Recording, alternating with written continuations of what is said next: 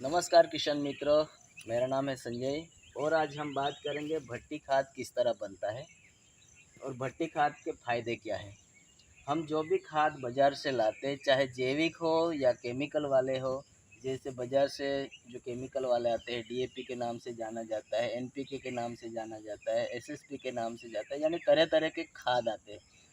वो activate form में नहीं आते। उसको अगर हम डालते हैं तो करीबन 10 से 20 दिन उसको एक्टिवेट होने का टाइम लगता है। तो ये भट्टी खाद से आप एक्टिवेट करके आप आराम से खाद आप डालने से उसी दिन से काम करना चालू कर देगा। लेकिन उसको बनाने का प्रोसेस मैं बताता हूँ। एक तो रेसिड्यू फ्री फार्मिंग भी होगा और आपकी ज़मीन को नुकसान नहीं करेगा। जैसे अगर डीएपी डाल रहे हैं तो उसमें जो एसिड आता है वो रिलीज़ हो जाएगा, यानी कि बैक्टीरिया नहीं मरेंगे। इसी तरह आप जैविक के हिसाब से भी कर सकते हैं। हमें ये अभी पूरा जैविक बनाया, हम केमिकल वाली खाद की बात नहीं करेंगे, लेकिन वो भी आप इस्तेमाल कर सकते हैं। यानी कि उससे जितना आप डाल रहे हैं हर साल, उससे आधा कर दो और उसमें मिक्स कर दो पूरा। जैसे ये कंपोस्ट खाद है, गोबर का खाद है और सीवीआर टेक्निक से हमने 4 से 5 फीट गहराई वाली मिट्टी निकाली है, तो करीबन 200 केजी के ऊपर डाली है।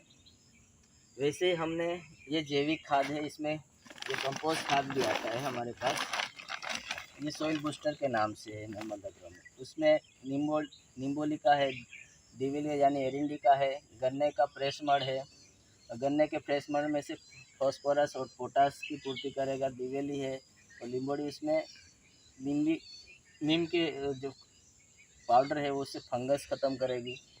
दिवेले उसको एनपीके की पूर्ति करेगा। बॉन्ड पाउडर, हड्डी पाउडर भी डाला है, यानी कैल्शियम की पूर्ति हो जाएगी। इसी तरह हमने 3 से 4 प्रकार के बैक्टीरिया आते हैं, जैसे ओजोटा बैक्टीरिया है, राइजोबियम बैक्टीरिया है, ट्राइकोडर्मा है।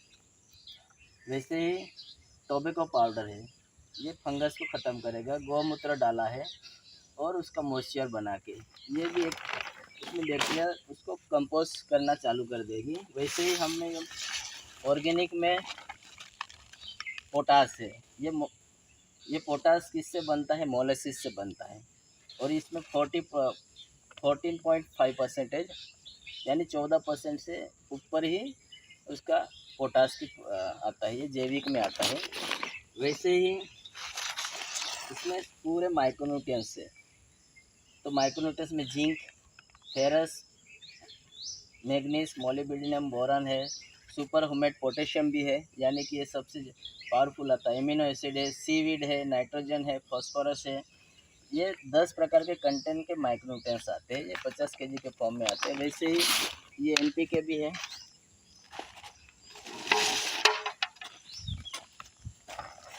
ये कॉन्सेंट्रेटेड बैक्टीरिया से बनाए हुए एनपीके है, बायो में है। ये सब हमने इसमें मिक्स किया है। और भी एक लेयर आएगी, तो ये 3 से 4 दिन हम उसको अच्छी तरह से कवर करके ढक देंगे, ताकि हवा अंदर की बाहर ना निकले।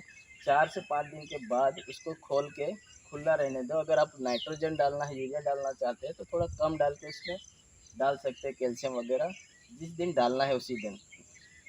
और आप गौमूत्र भी डाल सकते हैं, अलग अलग आप डाल के ये पूरा एक्टिवेट हो जाएगा और जो भी गैस है वो रिलीज़ हो जाएगी, दुर्गंध नहीं मारेगा। ये आप जैविक में भी बना सकते हैं और केमिकल से बने हुए खाद में भी आप रेसिड्यू फ्री के ऊपर जा सकते हैं, यानी कि नुकसान आपकी मिट्टी को नहीं करेगा। तो आप किसी को भी जानना है अधिक जानकारी के लिए हमने नंबर दिया ही हुआ है, आप संपर्क कर सकते हैं। ये हुआ भट्टी खाद। और दूसरा भी पार्ट आएगा, पूरा प्रोसेस हम दिखाएंगे। दूसरे तरीके से भी हम 3 से 4 प्रकार के तरीके से भी बना सकते हैं।